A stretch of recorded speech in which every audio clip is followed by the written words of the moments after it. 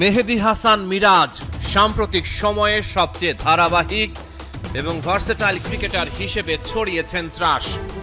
সংবাদের শিরোনাম হচ্ছেন বারবার সাকিবের পর বাংলাদেশের আরেকজন জেনুইন অলরাউন্ডার, লোয়ার অর্ডারে কার্যকরী ব্যাটার, বুদ্ধিদীপ্ত অফ স্পিনার, মাঠে চনমনে ফিল্ডার।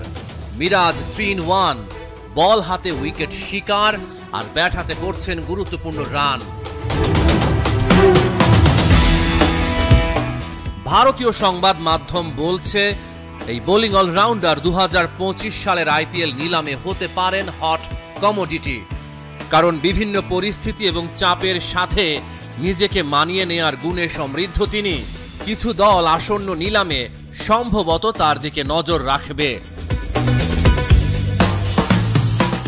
আইপিএলে 5 বারের চ্যাম্পিয়ন চেন্নাই সুপার কিংস, ধোনির দলে বরাবরই থাকে স্পিনারদের প্রাধান্য।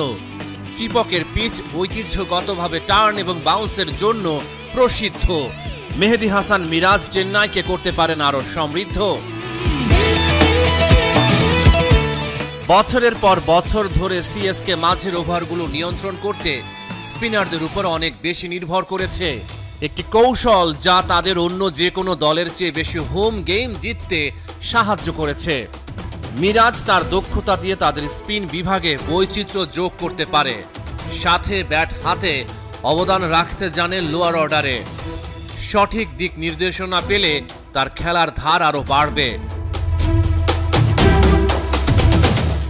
আইপিএলের বর্তমান চ্যাম্পিয়ন কলকাতা নাইট রাইডার্স। এটা কোনো গোপন বিষয় নয় যে কেকেআর ও স্পিনারদের সমৃদ্ধ ইতিহাস রয়েছে। ইডেন গার্ডেন্স প্রায়ই স্পিনারদের স্বর্গ হয়ে উঠেছে। বরুণ চক্রবর্তী এবং সুনীল নারায়ণ এরই মধ্যে কলকাতার ডেরায় আছেন। কেকেআর সব সময় এমন বোলারের সন্ধানে থাকে যারা মাঝের ওভারগুলোতে পার্থক্য তৈরি করতে পারে। মিরাজ এই কাজের জন্য একটা ভালো অপশন। কলকাতা নাইট রাইডার্সের পরিকল্পনায় পুরোপুরি ফিট হতে পারেন এই allrounder.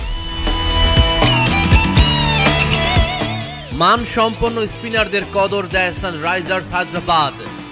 Rajib Gandhi international stadium turning ট্র্যাকগুলোর অন্যতম।